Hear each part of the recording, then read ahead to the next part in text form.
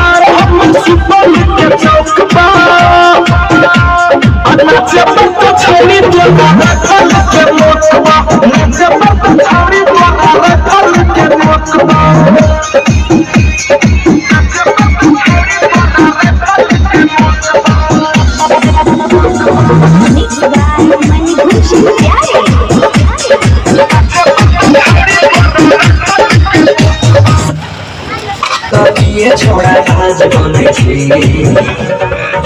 तोरा बाप के नै उठै छौ याद